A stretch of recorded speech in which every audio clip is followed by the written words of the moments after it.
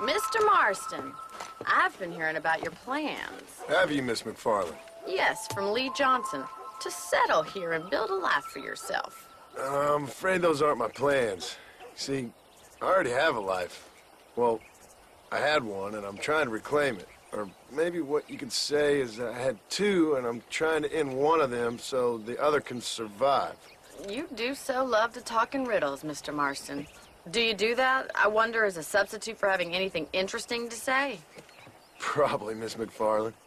Oh, call me Bonnie, you fool. Call me Bonnie. Miss McFarland, I'm married. I have a son. I had a daughter, but she died. Years before that, I rode in a gang. We robbed banks, trains, held people ransom. We killed people we didn't like. Bill Williamson was in that gang. Now, if I don't capture my former brother in arms, great harm will befall my family. Now, I don't suppose any of this is very interesting to you, but I hope it explains why I wasn't so eager to talk about it. No, I do understand. I had no idea.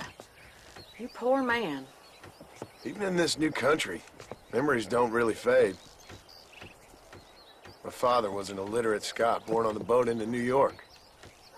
He never saw his homeland, but to hear him talk about it, you'd imagine he only ever ate haggis and wore a kilt. And he hated the English for what they had done to his great-grandparents that he'd never met. People don't forget. Nothing gets forgiven. That's true, especially when it comes to money. And you know, even now, after all his labors, my father's debts are still terrible. I worry every day about us losing the ranch. It would kill him. My father died when I was 8 years old.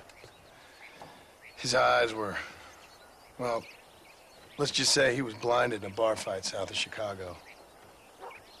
My mother died during childbirth. She was a prostitute, and he was her, well, I don't know what he was. So I was sent off to an orphanage and ran away and fell in with a gang. My word. What a difficult life you've lived.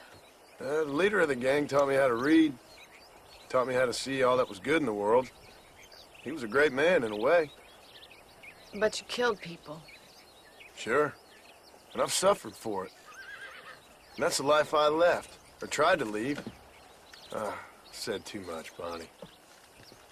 I'm an uneducated killer, sent here to do all I can do well.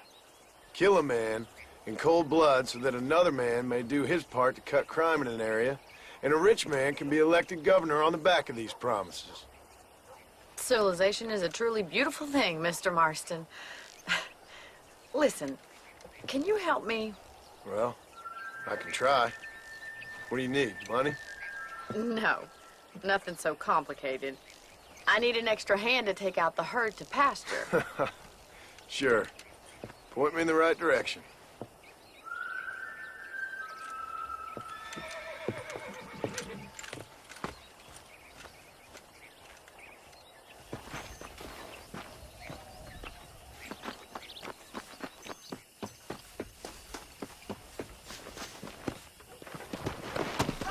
Are you ready to learn how to herd some cows?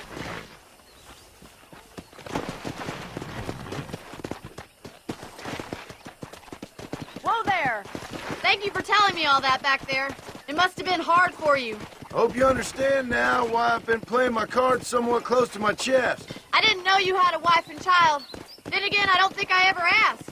They're lucky to have a man like you. I ain't so sure about that, but thank you.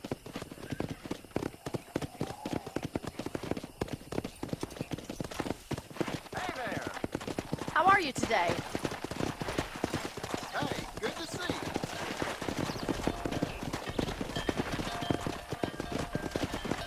Get behind the herd! That should start them moving in the right direction.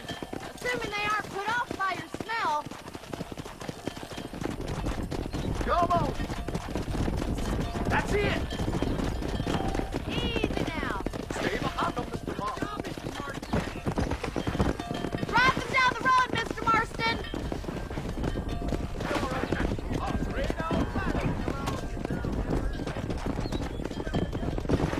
Let's go.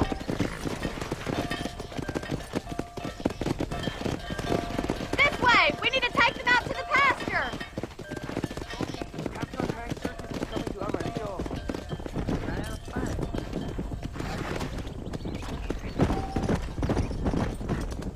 Whoa there.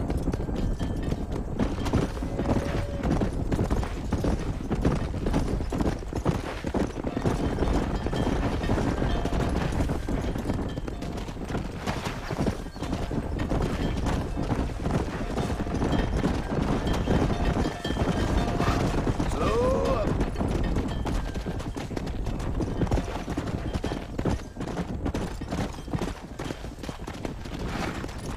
Keep going, Mr. Marston! Now we need to move this entire herd out to the far pasture for grazing! Yeah.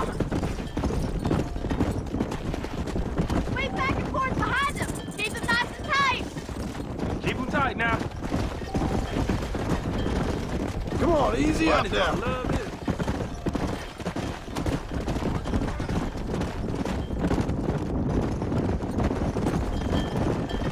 Slow down. Nearly there, Mr. Marston! Nearly there!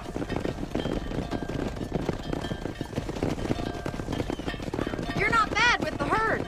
Ranching might be your true calling, Mr. Marston. Either that, or you were a cow in a past life. Thank you, Miss McFarland. I'll see you later. I have work to do back at the ranch.